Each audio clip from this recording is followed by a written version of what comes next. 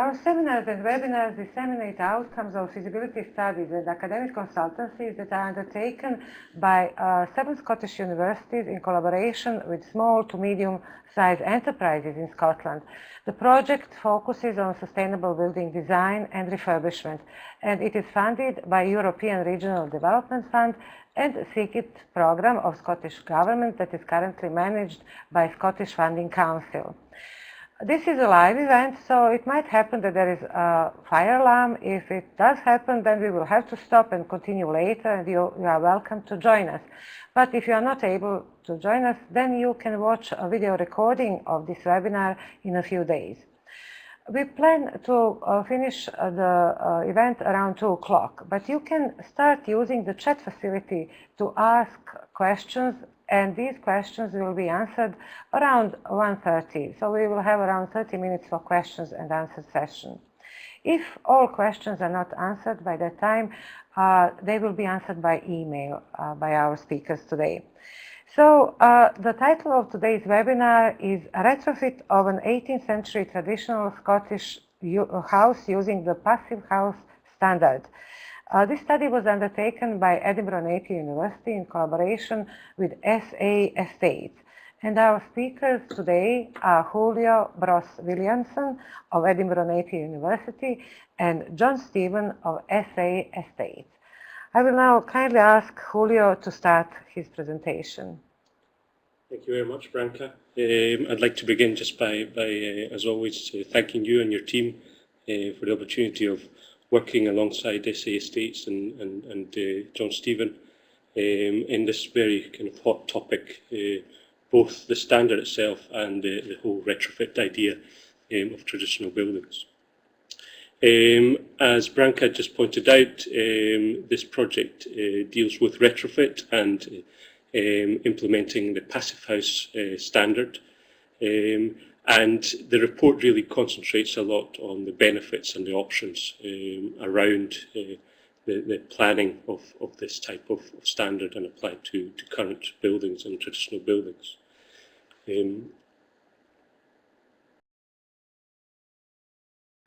Just as a kind of explanation of what we'll be talking about today, we'll have a brief introduction and just looking at the outcomes and the aim and objectives of the whole study that was completed. We will also be looking at explaining the existing building and the case study that's been part of this study on the existing elements of it. Then we would look into how to apply and all the criteria that the Passivhaus standard has and how that can be implemented into the current building in question. And then we'll round up with some conclusions, both from myself and also the client and SA Estates. So just as an introduction of who we are and the study itself, the study was done in conjunction with the Scottish Energy Centre, which is part of Edinburgh Napier University, and SA Estates. We are a consultancy-based office attached to the university, where we do research on sustainability, energy efficiency, etc. I'll briefly pass on to John Stephen from SA Estates to give a roundup of what he's involved in and the nature of his practice. Thank you, Julio. Well, first of all, my background is architectural, having been in architectural practice for many years, but also attaching a development arm on which we largely concentrate now. We do development consultancy also, but it all does stem from our architectural background. We specialise in old buildings, restoration of old buildings of all shapes and sizes. This is quite a small project, but is quite significant in our terms as a development company, where for the first time we've really started to look at properly how we convert this building in terms of energy, sustainability, and the impact of those considerations on ultimately the use of the building and what effect that will have. This particular building is really a very typical Scottish house of about 250 years age. Over the years, and particularly in the last 50 years, it's been, one might argue, mutilated with attempts at conversion of one form or another. But that actually suits our approach because we regard the building that the raw ingredients are all there, but we can actually strip it back to its essential core and then refit it out with good practice as we see it. It does happen to be in the context of a two-house project, in that the garden ground to the rear and the north also has sufficient ground at the top to build a new house. Both of these houses will be intended for holiday homes, and that has a particular significance as well, in that the way holiday houses are used is different from normal housing accommodation, particularly in respect of energy, in as much as there's more wastage of energy when people are on holiday, interestingly. So that led to our connection with Julio and Napier University, in as much as we weren't experts. We had an awareness, obviously, as it's topical to be aware of energy considerations these days increasingly, and the cost of energy in parallel with that. But within our organisation, there's a genuine empathy with a balanced end product, and energy is a significant part of that. So we agreed with Julio to do this initial study to get on the right track and to gain a better understanding of the technical aspects and specifications that we would need to deploy to make this fit the bill and ultimately be sustainable in a rounded sense.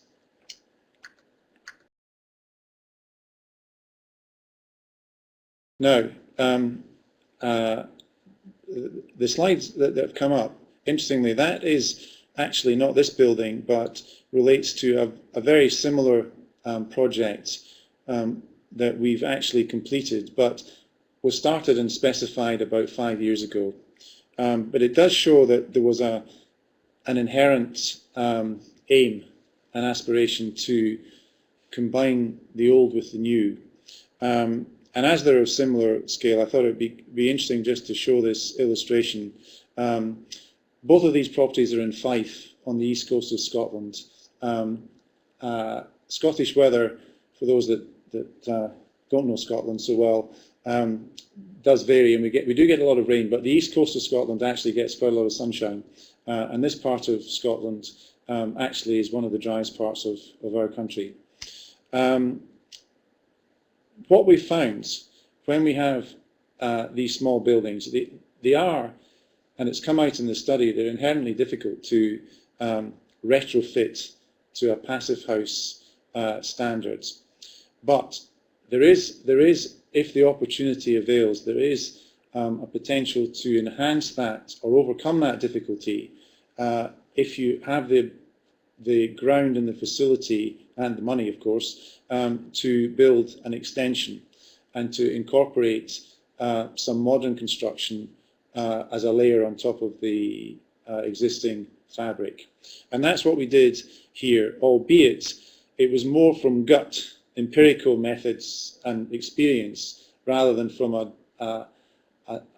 an expertise and knowledge of energy considerations. And that's where I'd say it's been very useful to bring Julio and his team on board, who have that technical knowledge and a much greater depth of understanding of the problem. So this project here started to lay the groundwork for how we would tackle small buildings like this. And suffice to say that you can see there's quite a lot of glass. It's south-facing on that side, and it does two things. It without going into too much detail, it starts to create the right physical environment from an energy point of view, but it actually also adds to the the living quality and the usage of the property at the end of the day, because you get the benefit of very good spaces from an internal perspective and a lot of light in the right part, and of course the passive solar gain comes on tap.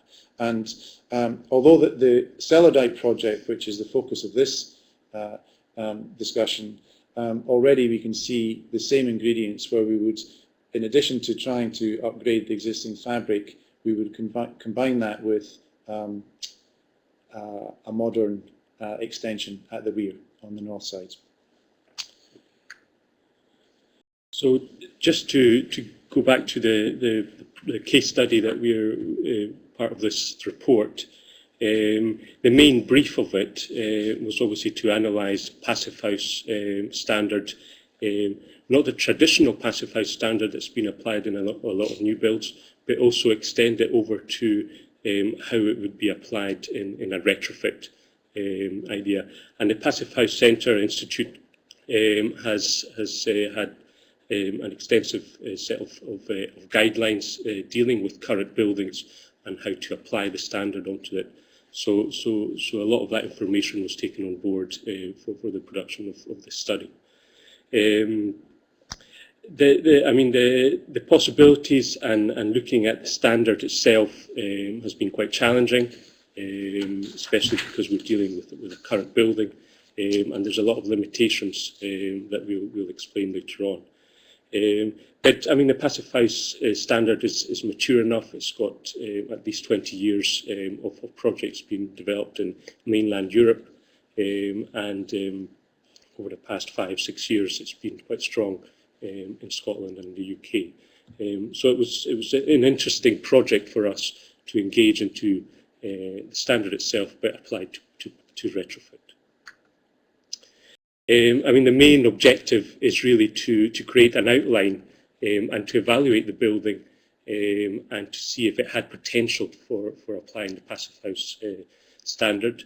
It won't be looking at the actual design of it, but there will be some aspects that we will try and apply and look at the pros and cons with the building in question. So there'll be many areas addressed within the building fabric and also the building services within the building, and obviously try and have as close as possible all the criteria that Passivhaus has. We will also be looking at ways to really have this report as a guide for SA estates to make a decision on whether this is the right path in taking the Passivhaus standard, or really going down a more traditional retrofit route that can apply similar standards or similar elements in the fabric, but just in a different mode. So it's creating that kind of debate on what the best alternative is for this building.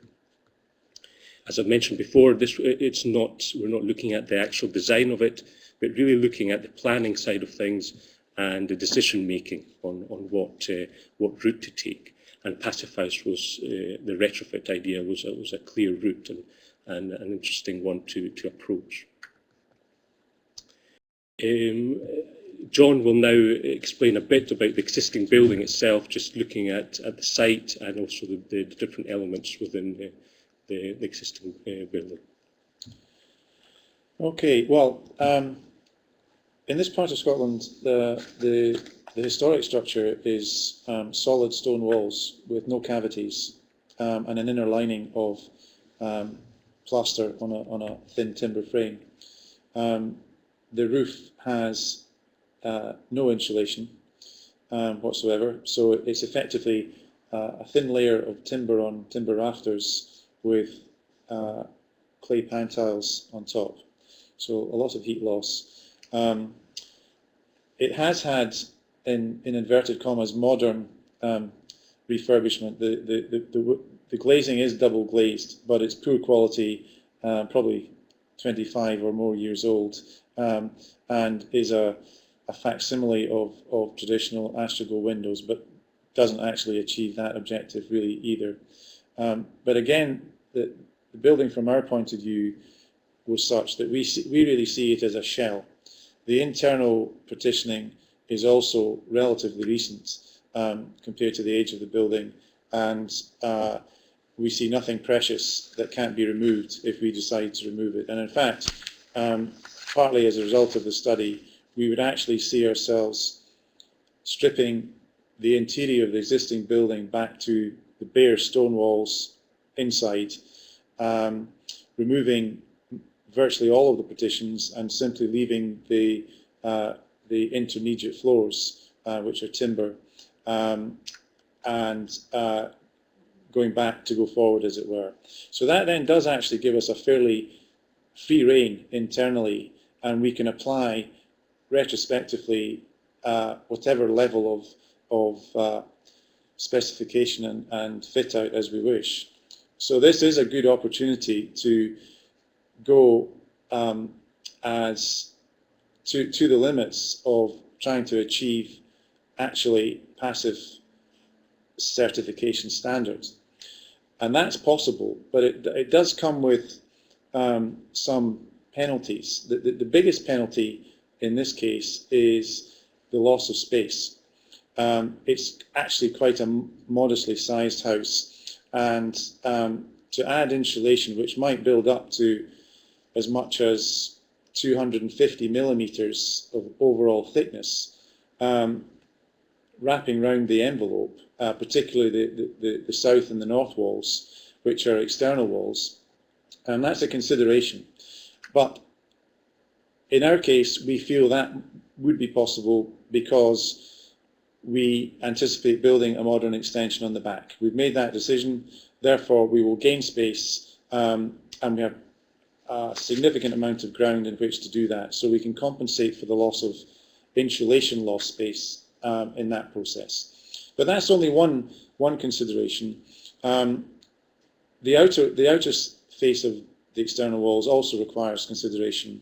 In this case, the front wall, if we have a slide of the front elevation, that has had an over application of cosmetic render, which was fashionable 30 years ago when these works were done, but now is regarded as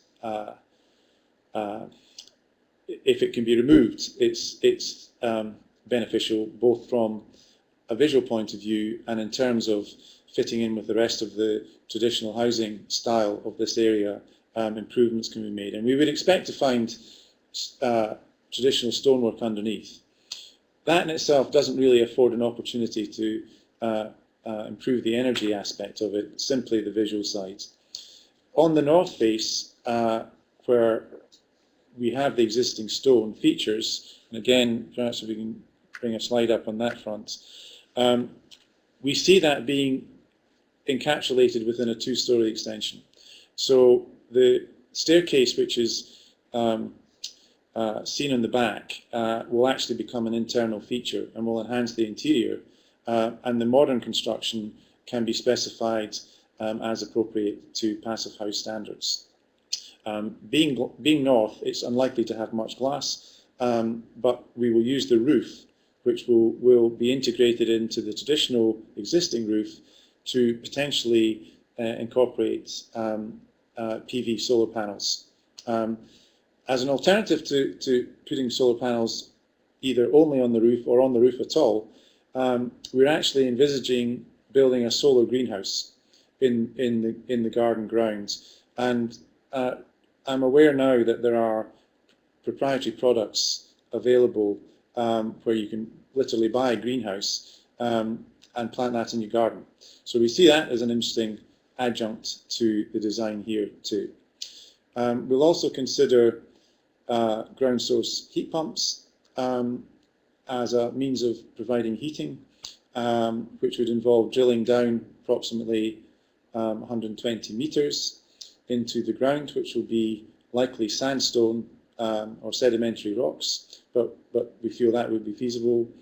So that a combination effectively of considerably improved insulation onto the existing fabric, together with PV and ground source heat pump technology, is how we foresee that we're going to move forward. It has to be said, we're trying to pick buildings now which afford us the flexibility to apply the contemporary technology to these older properties. And I think that having the ability to put an extension on the back is a considerable advantage. It gives us a fighting chance of achieving that objective. In terms of the methodology that we took for this report and this study, we really, as I mentioned before, taken the standard that the Passivhaus Institute has developed, looking at obviously the retrofit ideas and looking at how flexible that is to be applied in this building, in this particular building. So we did an assessment of the site, assessment of the building as much as possible. And then we started to look at the different criteria and looking at how the building fabric first would be adapted to this criteria, and also looking at all the alternatives for heating that could be implemented. In terms of the fabric elements, because there's different thermal performance criteria imposed, we did conduct some small simulations on different alternatives of wall build-ups and roofs, insulation, etc. Most of the elements were simulated and checked as well using different U-value calculators in order to achieve and reach the criteria. So that's really the approach towards the fabric. Just a small roundup of what the Passivhaus requirements are. I mean, as I've mentioned before, it's been implemented over the last 20 years. A Passivhaus really, or as the Institute refers it to, is a quality approved Passivhaus, highly energy efficient, looking at comfort levels, thermal comfort in a very focused way, and both indoor climate and space heating and cooling systems are implemented.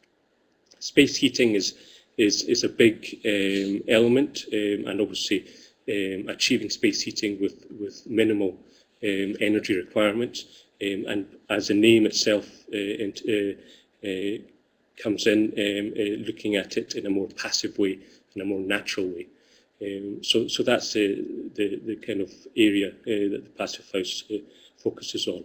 Really, the objective of Passivhaus is to look at a combination of solar, passive solar and passive ventilation systems, together with internal gains to bring up these thermal comfort levels to high standards, and trying to minimise any active heating sources and use of energy. The Passivhaus is designed and calculated and used and evaluated, I would say, by a calculator and a spreadsheet that the Passivhaus designer would use, called the Passivhaus planning package, which really puts in a lot of the design inputs to work and tries to obtain very low space heating requirements, and really evaluates what the design is how it's going to be implemented. And with that, construction can take over, and a proper, more technical design can be implemented. So it's a very strict, very kind of wide standard. In order to really complete this report, we really had to strip down and obtain as much information from the Institute, from the Passivhaus Institute, and try and look at how the different stages of the design and the actual standard could be applied to this building. So we did a small kind of summary on the requirements. I would say this this study really falls under these first two criteria of selecting and looking at the site planning and also the pre-planning of the building and the actual design. So really it's just pointing out how this standard could be applied and what limitations there are. So site planning is important, looking at the site suitability, infrastructure around the building, planning permission that would need to be obtained by council areas, and just really looking at those elements. Then looking at the pre-planning, which really evaluates the building itself, which is part of the study, looking at how the different criteria can be applied, and in other circumstances, conducting a pre-Passivhaus planning package calculation. And I mean, part of this would look at the building itself, looking at how south-facing elevations can be implemented for further design, looking at the envelope and the fabric itself, just evaluating what elements can be improved, focusing on thermal bridging, etc., etc. Looking at areas that are away from unheated spaces and how we can overcome those problems, and also looking at how we can prepare for this Passivhaus planning package in order to complete a more detailed design. The next stages, which are kind of recommended and should take over and continue from this report, are looking at planning and the Passivhaus certification, where the development of the design is taken in place in a bit more detail, and looking at specifications in a bit more focus on the different elements, and looking at services for the first time on how technology can be installed in this building. So that can be quite a challenge when you're dealing with a current building, with an existing shell, trying to adapt technology into the building itself.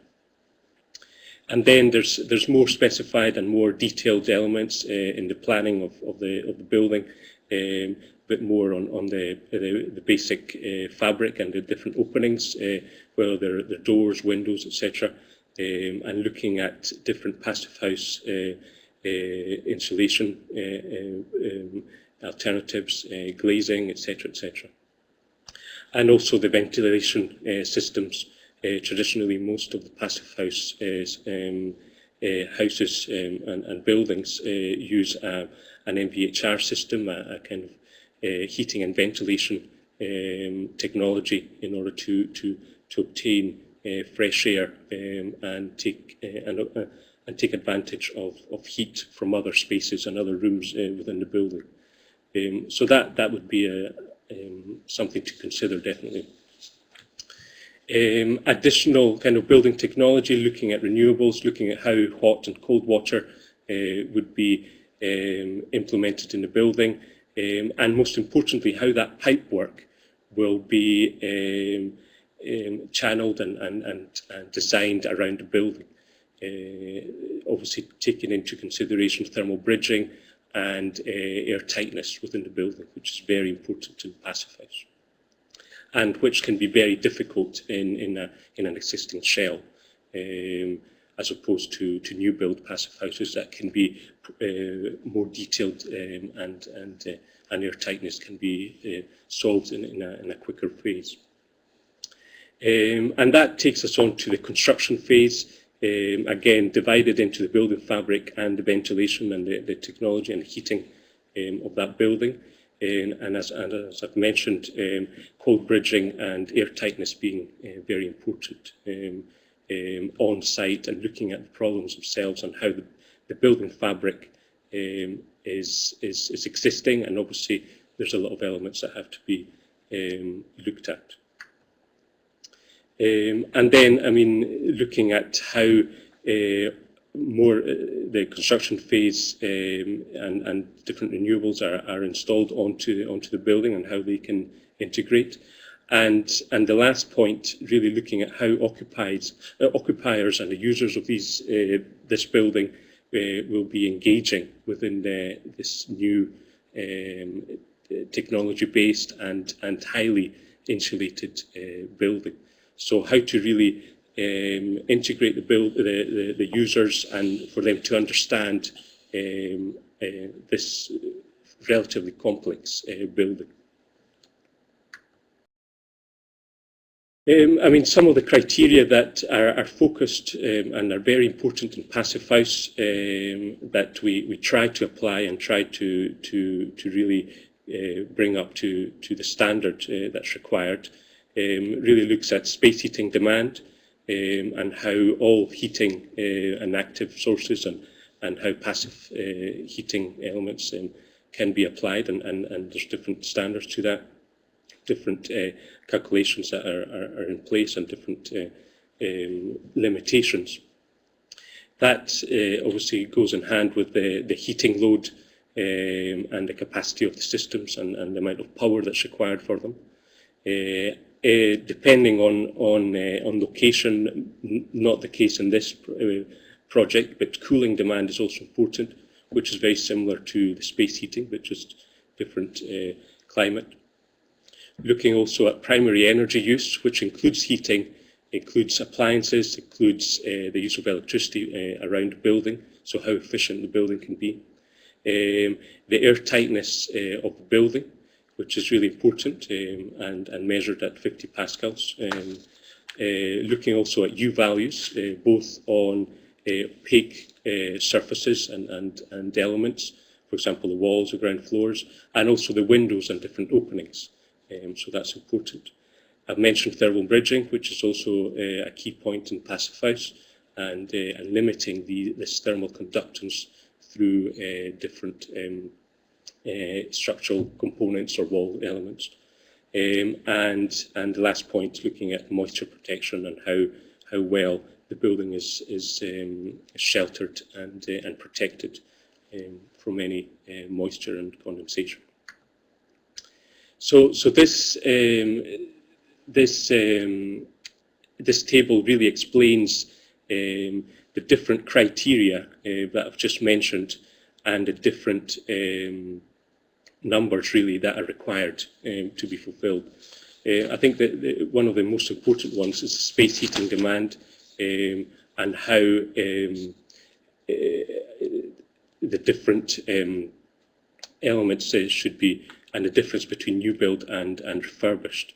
And I mean, it's also important to look at the different air permeability standards as well. Looking at new build and in difference with the refurbishment, because it's a current building refurbishment standard is slightly more relaxed because we're dealing with an existing shell. So a contrast there between new and refurbished elements, and also the U values that do tend to be a bit more comprehensive on the building itself. So what we did then is look at this criteria and look at obviously applying it to the building itself. And I mentioned air tightness as being key to achieving and reducing the space heating demand within the building, and which obviously eventually will reduce a lot of CO2 and the use of heating devices. And that's really part of what Passivhaus is really important. So looking at elements like the chimney breast, how to obviously seal that and limit the amount of air escaping through that. Looking at areas like gaps and different cracks around the building fabric, service penetrations, the windows, how well they're fitted, etc., doors, etc. So air tightness being a big focus. It's estimated from previous case studies and other testing that the buildings of this nature have an air tightness, air permeability figure of between 16 and 20 meters cubed per meter squared hour. So that's an extortion. It's quite a big figure, really, compared to new builds and current standards. So obviously that is quite a priority in this case. So we looked at the different elements. For example, the walls, as John has explained, the front elevation has this mortar and this render that's known to be quite recent, within the last 5 years. It then follows on with around 500 millimeters of sandstone. And then there's 50 millimeters of a void, which is part of the timber studs, followed by plasterboard. And this gives us an estimated U value of 1.1. And then we looked at alternatives, looking at different ways of lowering that, and obviously trying to match it with as close as possible to the Passivhaus criteria. And we did that by adding insulation. In this case, we added 60 millimeters of wood fibre board as one of the alternatives, looking at a vapour control layer, and also increasing with 2 layers of 100 millimeters of sheep's wool, and then the same kind of plasterboard build-up as a finish. We did try and look at having service zones within the walls, so that any surfaces didn't perforate and penetrate the air tightness layers that could be designed for a wall of this system. So, I mean, by analysing it both in SciMap and U-value calculators, we did achieve a 0.15 U-value. Another alternative, using, I would say, different types of insulation. The previous one was looking at sheep's wool and more ecological materials. In this case, it's a more mainstream and man-made type insulation.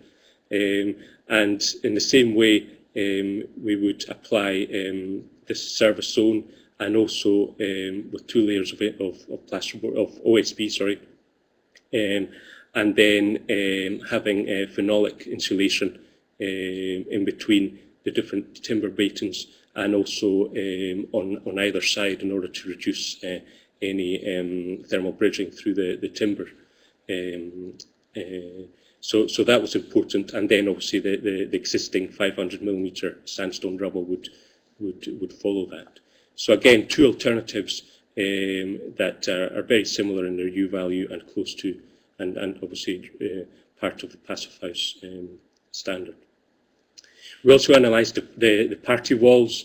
As was observed in some of the photographs, the building is sandwiched between 2 neighbours, between two existing buildings. So obviously it's unknown what the temperatures are on either side of the building. So it was kind of treated as an external wall, but really not as exposed as the 2 south and north elevations. So in this case, we looked at it being around 200 millimeter sandstone, with again timber studs in the inside, and plasterboard as a finish.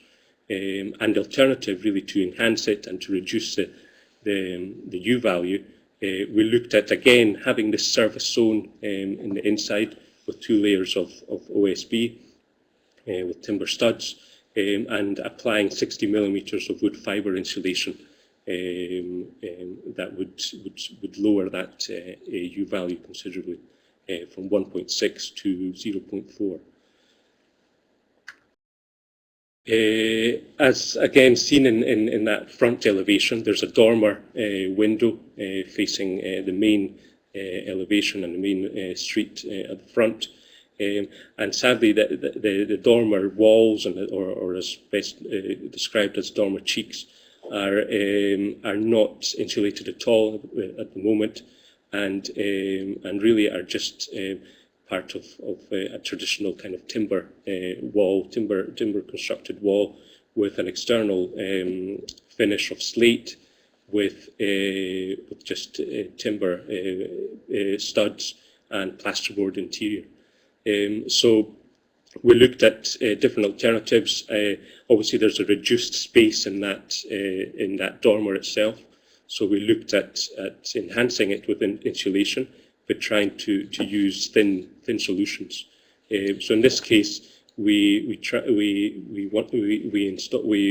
looked at an alternative of installing 50 millimeters of rigid phenolic insulation between the batons, the original batons, and also applying a thin layer of aerogel, really just to lower as much as possible that U value in that reduced space.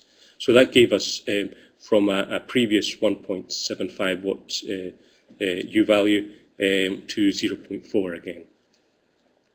In terms of the roof, as John mentioned, it's an uninsulated roof. It's limited in space and head height. The floor to ceiling or floor to joist, as can be seen in the photographs, is less than 2 meters. So it's limited really to the amount of insulation that can be applied to the original surfaces. But nevertheless, there is space behind the walls that can be seen in this photograph, and that can be accessible to enhance and to add insulation into really the surrounding void around that room, which is really that attic, converted attic. So we looked at in that existing ceiling to add 300 millimeters of sheep's wool, and which really is a small void just underneath the ridge of the roof. It's considerably small, but 300 millimeters there, and then on the sides of the roof and the different wall configurations around it, adding 100 millimeters of sheep's wool. And also in between the studs, 60 millimeters of wood fibre insulation. So that really came down to a U value of 0.1, which overall really in all the different wall and ceiling. So considerably low, and I think a good alternative in that case. In terms of the floor, the ground floor in this case, it's unfortunately, because it's quite a compact building and quite small in footprint, the head height and the floor to ceiling height in the ground floor is quite limited. At the moment, it's got just under 2.2 meters, just over 2 meters head height. So that really brought in complications in enhancing and adding insulation underneath the floor itself. Currently it has a stone, original stone floor and base. So really it was difficult to insulate, given that small height. So again, that's where we started to look at enhancing and adding insulation, as in that case quite a complicated task.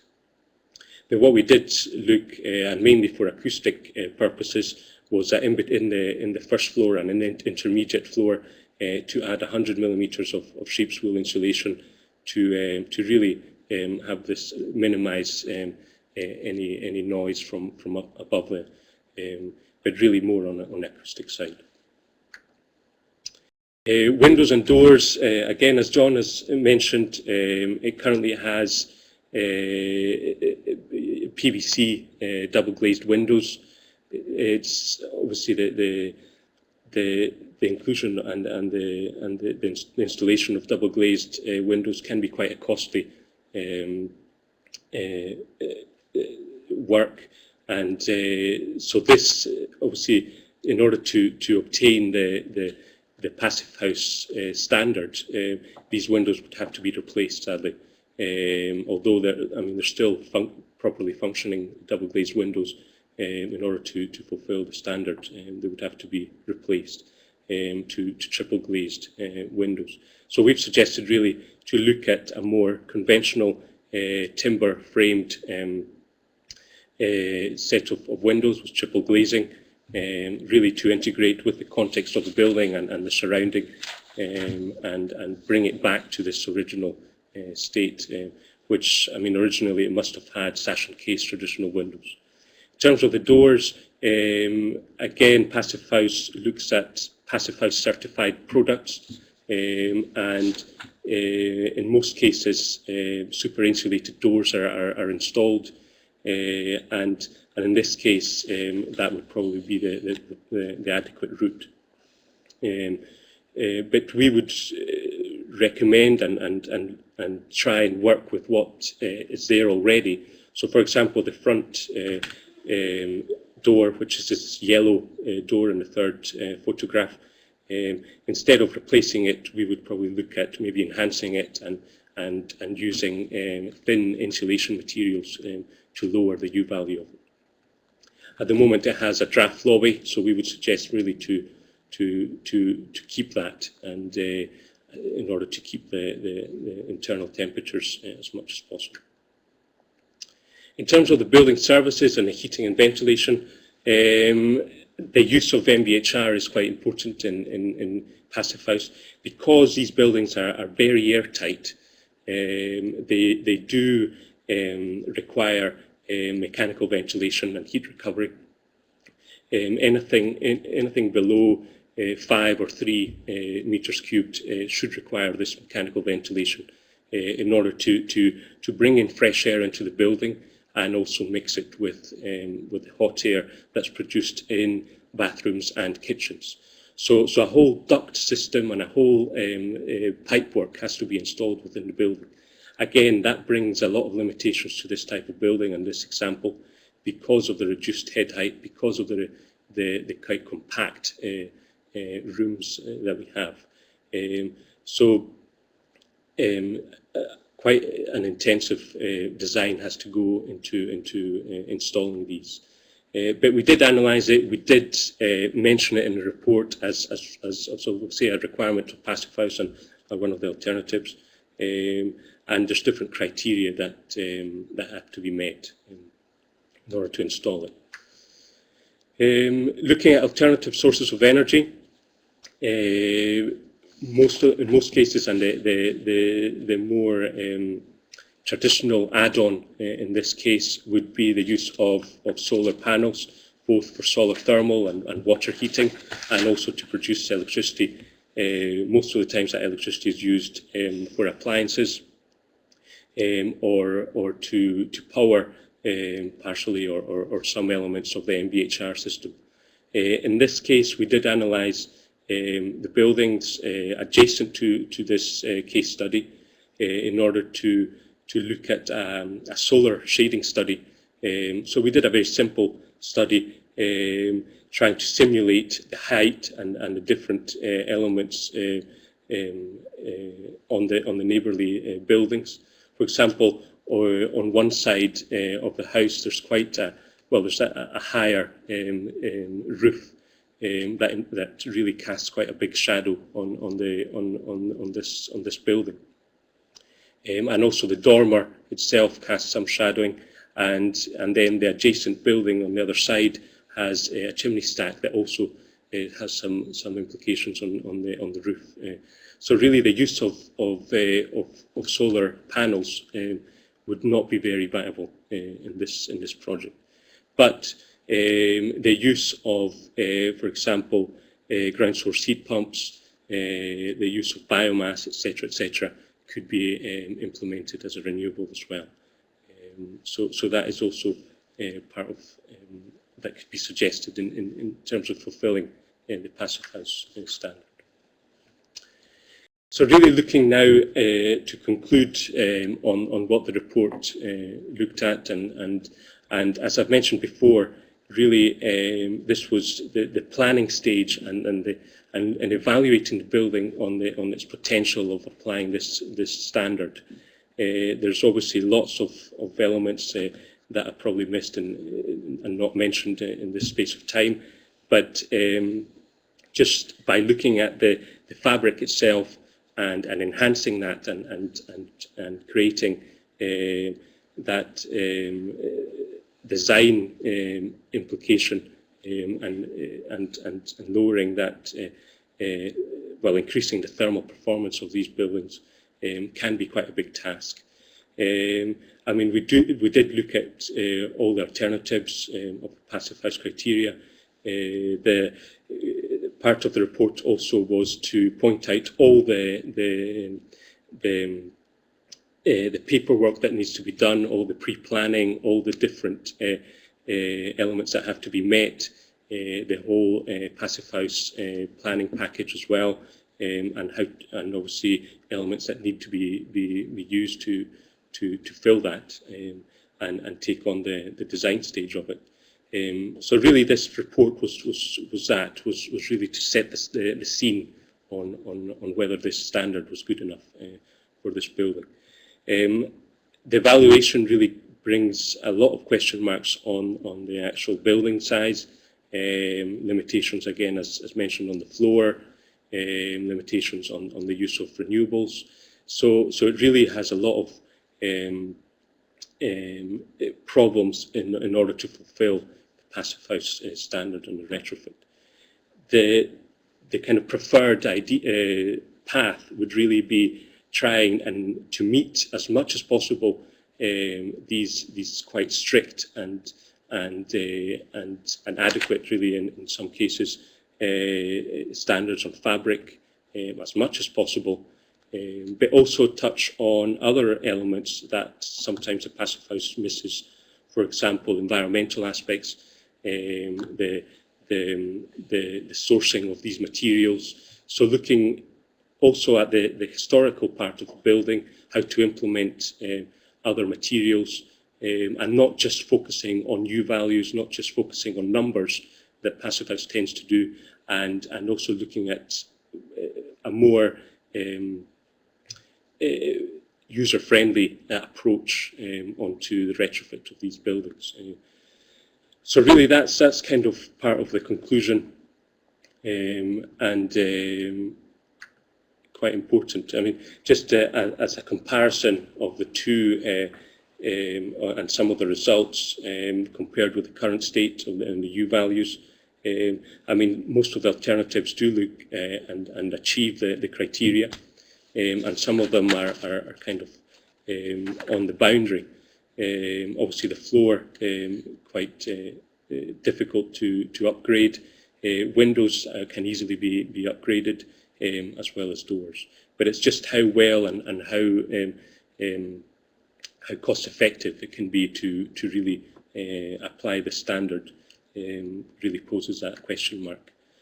So really, it's this whole idea of maybe applying the principles of Passivhaus, but also looking at other ecological elements, looking at the embodied energy of materials that we recommend, looking at the toxicity and the type of materials that are being implemented, not just U values, not just space heating requirements, but obviously branching out into other environmental impact criteria.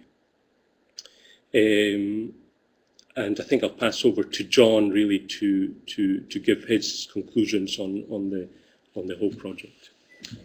Okay, thank you, Julio. Well, I would conclude and sum up on that technical demonstration that Julio has given, that from our perspective, we're creating a product, and we already are using the technical requirements in a creative way to enhance our eventual finished product. And I'd give you a number of examples where we'll do this. It's turning the constraints into our advantage. For example, we've already made the decision that we will build an extension on the rear, because that will give us more space, but it will also enable us to achieve potentially the Passivhaus certification in a largely existing building.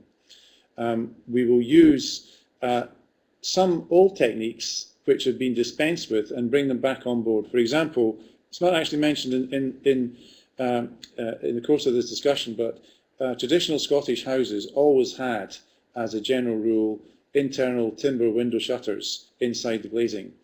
These went out of fashion often and were removed and replaced with plasterboard linings. We intend to bring them back in again, but this time, instead of being a simple, fairly thin timber panel, we will make them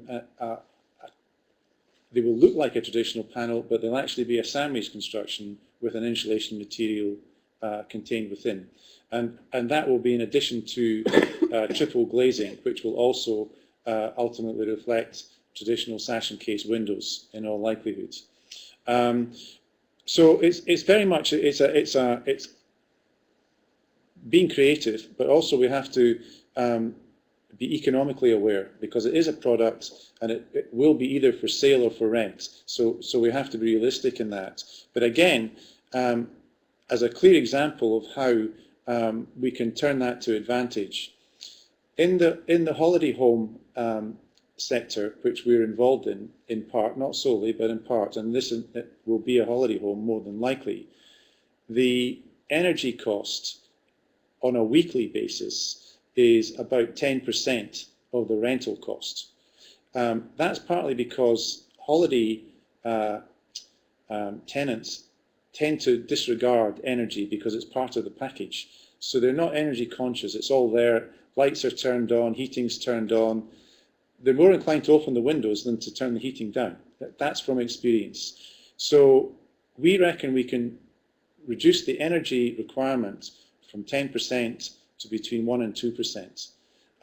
That, in monetary terms, can be translated from approximately, in the colder parts of the year, €100 a week, down towards 10 to 20 euros per week. That adds up, and that is part of the servicing cost of the building. There would be a similar factor if it was traditional housing, not quite as extreme, but the principle would be the same. So I think I simply sum up that we see the advantages in creating a better product that has a better value, and the end user gets all-round benefits in commodity and experience at the end of the day. Okay, thank you very much, Julio and John. And we already have some questions from our online viewers. So let's start. The first question is from Tony Borkovic of EIHP. Has the air tightness been measured prior to reconstruction? No, it hasn't. I mean, this was mainly a desktop and kind of analysis and work. Work on site wasn't done. I mean, we did visit the building several times, and we did get a lot of benchmarks on current sandstone and typical dwelling air tightness. And I did mention they oscillate between 16 and 20 meters cubed in terms of the air tightness. So. Our next question is from Anne West of Fleming Muir Architects. Is there allowance for ventilation within the roof space, and has this been factored into the U value calculations? At present, it does have some allowance for ventilation. I mean, the U value calculations that we performed, both pre and any assumptions and alternatives, I mean, they do account ventilation within the voids, slightly ventilated, but not in a kind of more practical way. It's very kind of calculated. So yes, but not as a real situation. Another question related to roof from Stuart Curry of West Lothian Council. Is the roof felt underlay being changed to allow an unvented roof? There also can be issues probably with use of a kilt type insulation on sloping roofs as they sag through time. That's true. Yeah. I mean, the way that we would really deal with the insulation in those areas in the roof would be try to obtain as much as possible a full fill of insulation and look at obviously the alternatives and trying to avoid that sagging really, which can be a big problem. So yes, I mean that's something that was considered in the report. Then a question from Graham Drummond of Passivhaus Associates. Did you consider digging up the existing ground floor and laying a new concrete floor with insulation under the slab and around the perimeter? That was an alternative, although given the kind of constraints in terms of cost and actually doing that and dealing with the different levels, I mean that is a viable solution, but I think cost-wise that would be quite an extreme and alternative. There is if I can come in here, there is a possibility to put a thin insulant layer under floorboards on top of the solid floor.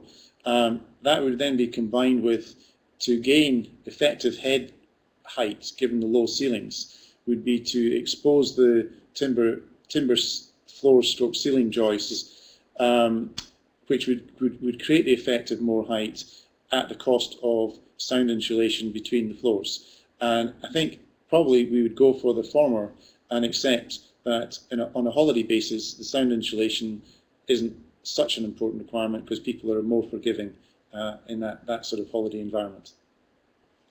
A question from Anne West of Fleming Muir Architect. Could solar panels not have been deployed via an external array rather than on the roof? Well, I think if I can come in on that one, I mentioned at the beginning of my introduction that we've seen specified, I actually saw an example of it at the recent EcoBuild exhibition in London, a solar panel greenhouse. And here we actually have a very steeply sloping site, and you wouldn't have to go too far back into the site to get effectively an elevation that would give sufficient sunlight coming over the top of the roof line of the house. And there were some interesting adjuncts to it also, in that there is apparently now the development of two-way solar glass that you can get the sun coming in from the backside, as it were. So as the sun moves around, you get an extra benefit. So that's certainly a neat way, we think, of providing PV in the garden. We've not done the sums and the calculations to see how much it can provide, but certainly looking at the built example in the exhibition, it looked at least the equivalent of what you might expect to get on a roof. So that is definitely under consideration now. A question from Michael Hodgkinson. Would it not have been possible to use vertical insulation around the floor?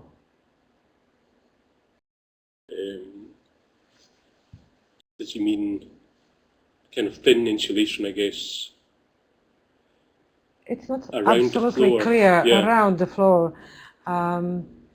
Maybe he will. If it means on the floor, Yes. it's the sort of insulation. If it's the sort of space age type insulation that comes in a very thin but multi-layered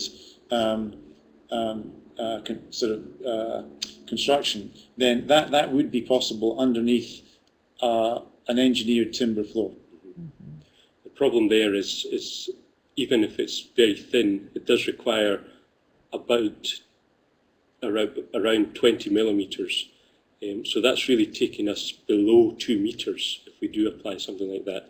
But obviously it's a question of calculating different heights and seeing what the minimum would be. Mm-hmm. A question from Peter Doherty of Doherty Consulting Ltd. Do you have indicative costs against each measure? No, we didn't go that far into the analysis. Again from Anne West of Fleming Muir Architects. Retrofits within Europe have featured the use of external insulation systems. Was this considered? No, mainly because the building is situated within a conservation area, and although what we can see in the front elevation is quite recent, that was pre-conservation area and different guidelines. So really, the context of the different buildings around it would not really adapt to external insulation. A question from Martin Jarvie of KLM Partnership. Was a CO2 reduction as an outcome of the work done ever calculated or estimated? That would be really part of the Passivhaus planning package, and with a bit more detail into the U values that were calculated, and really looking at a heat loss calculation within that spreadsheet. So not at this stage, but definitely that would be the next stage to really apply those ideas into the spreadsheet and looking at heat loss. Michael Hodgkinson is adding further explanation of his previous question. No, he's thinking about taking insulation down the wall in the subfloor to insulate the ground trapped. Yeah, underneath. Yeah. Well, I mean, that's a good suggestion. It would really have to be looked at in terms of the construction capabilities and whether it's viable to dig and to obviously reach those areas. If I can also come in, that at this stage, the next stage for us is actually to start doing some more live poking and digging, because we haven't exposed certain areas, so there's some unknowns, but as we build up the specification to the eventual final specification, as it were, then there will be further work done on that. And looking at the floor, given we've got a very restricted floor to ceiling height at the ground level, it's not out of the question that we might actually drop the floor and just dig out what's there, because it's not a big house, therefore the floor area isn't huge. It's just an economic factor that has to be taken into account. But again, as there would actually be a design benefit in that we'd improve the floor to ceiling height, it might be viable to do that. And in which case, of course, we could put insulation either underneath the new ground floor construction, or above, as the case may be. So would you say that Passivhaus standards really put a lot of constraints on small traditional properties, but that they might be more acceptable on larger properties? I think that's very much the case. Yes. Larger properties where you've got the space, to some extent, to be much more straightforward. Here, the way around it is effectively because we can build an extension. Therefore, the north-facing rear wall becomes an internal wall entirely, in our minds, and therefore the new construction can be designed to new build passive house construction. There are other considerations which are worth flagging up in older or historic buildings, which haven't been mentioned here because they're not an issue. But for example, if you have traditional features such as cornices at ceiling level, that creates another problem if you're adding thickness. That one we haven't really cracked yet, but we're thinking about it because it really means you can only use thin insulation in dimensional thickness terms if you want to not have to take off cornices and move them in, fiddle about, which would be damaging to the authenticity of the property and expensive. But here, all the cornice work, such as might have been, has already been removed and replaced by unsatisfactory modern construction in this case. And therefore, we can strip it out and not have to worry about that. There are no other questions from online viewers. Do you have any other messages or comments that you would like to give, lessons learned through this process, through this study, or maybe the next steps that you would undertake to on this project or similar projects? Well, I think from our point of view, the next step is to build up an agreed specification and cost it out, because obviously the cost is a major factor. But as I've already illustrated, wherever possible, we will try and use it to gain benefit and not just see it as a cost, and hopefully get the balance right at the end of the day. Here is a question from Stuart Curry of West Lothian Council. Is there a move away from the use of phenolic polyurethane and EPS, especially if space is tight? Yeah, I mean, that's why we looked at two alternatives, and that's where the use of wood fibre, and sheep's wool was kind of another alternative. And it proves to be maybe slightly thicker, minimal, but very close kind of U values and just as good performance. So yes, there's definitely other alternatives, and a lot of the case studies that we looked at other retrofit buildings using Passivhaus, especially down in England, Victorian buildings, etc., did look at more environmental materials. So we really just wanted to show the two different alternatives, the two uses of materials. Okay, well, thank you very much. I would like to thank you at the end of this webinar. There are no additional questions from our online viewers. And I would now like to attract attention of our online viewers to our forthcoming events. The next webinar will take place on 2nd of May. The title is Life Cycle Costing of Novel Board Material. And this is a study undertaken here at Glasgow Caledonian University in collaboration with Dunkrine Ltd.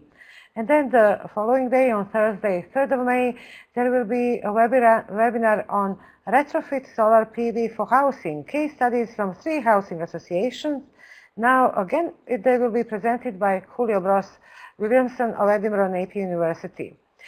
So we look forward to welcoming you at our forthcoming events, and I would like to thank you again for watching today's webinar. Thank you.